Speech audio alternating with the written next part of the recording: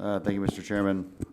There are a lot of concerns over this program because it's a piece of legislation that's written by a bunch of people who will then create the organizations that are designed to bid on these grants and these loans and profit from them. And look, that's oftentimes how a lot of grant programs are created. And the question is it really for the greater good? That certainly remains a question with anything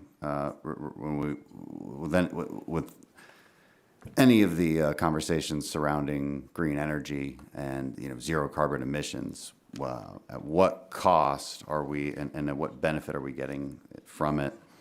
The other concern here is the EPA doesn't have really any experience evaluating grantees regarding their ability to give out loans or have those loans paid back, assess the risk associated with those loans.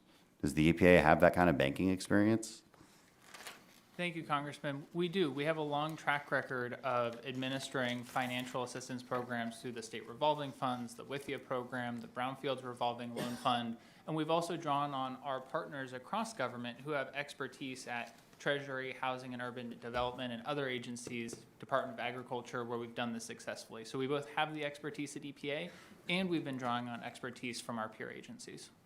There's no expertise in banking and loans and this kind of massive grant giving, especially to the agencies that were just created. I mean, they even announced it themselves. They were just created for these programs. Do we have an audit system to verify that they're using this money appropriately, that the cost-benefit analysis is properly done, that we're getting these massive benefits for every dollar spent? How would that audit process happen?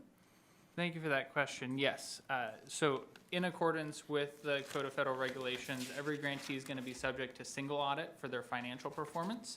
So any grantee that expends more than $750,000 in federal funds in their fiscal year will be subject to an independent audit. We will also be conducting performance audits on many of the dimensions. But it's a third-party independent audit? Yes, sir, under the Single Audit Act. And who gets to choose who those auditors are? EPA? So there's standard guidance from Office of Management and Budget on how to administer the Single Audit Act. We'd be happy to follow up in writing with that level of detail. I mean, your own Inspector General said that this newly created program provides increased risk of fraud and abuse. Do you agree with that assessment? So we value the perspective of our Inspector General and his team, and any time they have recommendations or concerns, we take them seriously. I also have confidence in the team that. Did you make any of the changes that they recommended? So we have an entire team at EPA that is tasked with following up on all of the corrective actions across any program from our Inspector General's office. We'd be happy to follow up with you if there are specific actions you're interested in. So these grants are only for zero emissions. What if somebody applied for a grant to do a mining operation for critical minerals that are part of making batteries and solar panels and things of that nature? Zero carbon energy production. Could you use grant money for mining operations?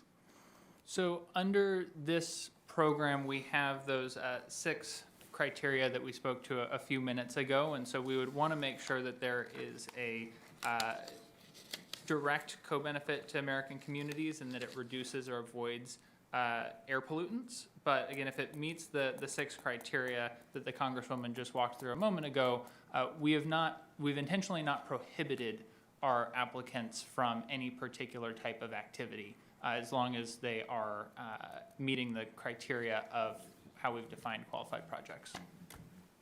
Okay, that was a runaround. So would mining operations work in that favor since we need certain critical minerals to make all these wonderful things that you want for green energy, or do we just want to keep importing them? So we absolutely want to do everything we can to support domestic manufacturing. We want to mine, refine, and manufacture here in America, and thanks to the Inflation Reduction Act, we have the support both at EPA and across the federal government to do so. I can't speak to whether a specific type of project would be eligible under this program because it depends on the proposals that we've received and how our grantees are setting, how we're going to set that strategic vision with them. All right, Yield back. Thank you.